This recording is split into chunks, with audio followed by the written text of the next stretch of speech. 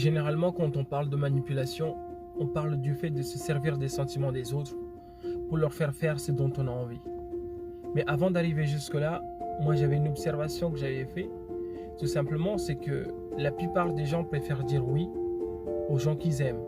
Mais le fait qu'on ait un attachement vis-à-vis de quelqu'un, c'est qu'on a des sentiments vis-à-vis d'une personne.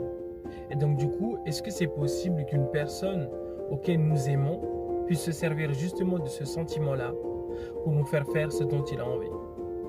La réponse est totalement vraie, c'est totalement oui. Mais une chose en arrive à une autre, je me suis posé la question, comment ça se fait qu'on aime une autre personne? Est-ce qu'il y a des facteurs qui influencent justement cela?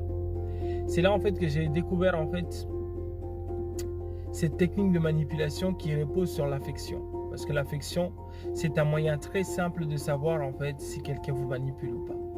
Alors, quels sont les 3 facteurs qui influencent une personne à nous aimer? La première, c'est que nous aimons en fait les gens qui nous ressemblent. Par exemple, vous allez trouver dans un groupe de personnes, la plupart du temps en fait, il y en a un groupe ou un certain personnes qui s'aiment plus que d'autres. Parce qu'ils ont la même religion, peut-être ils viennent du même pays, ils ont des valeurs similaires, parce que nous aimons ceux qui nous ressemblent. Deuxième facteur, c'est que nous aimons ceux qui nous complimentent. Ça, c'est une technique souvent qu'on utilise, par exemple, lors de la séduction. Par exemple, lorsqu'une personne essaie de draguer une autre, il va essayer de lui complimenter parce que la personne va se sentir bien, elle va se sentir comme si il existait, comme si, voilà, il a une bonne image chez quelqu'un. Et donc, au fur et à mesure, tu as envie de te conformer à cette image-là à long terme. Donc, ce qui se passe après, c'est tout simplement, en fait, tu te mets à aimer l'autre parce que tu as l'impression que l'autre t'aime.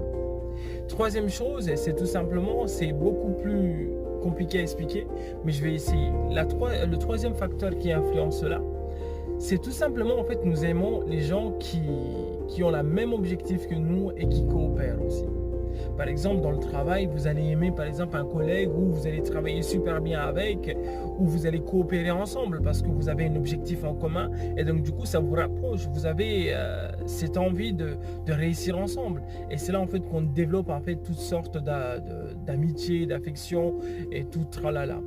Il y avait une autre chose que je voulais rajouter, tout simplement, qui rejoint bien cette sorte de manipulation, c'est l'association.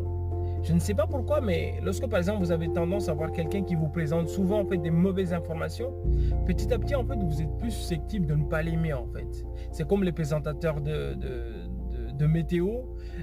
Dans une étude, de manière générale, les gens n'aimaient pas en fait les personnes, les présentateurs de météo qui venaient en fait annoncer par exemple qu'il allait pleuvoir.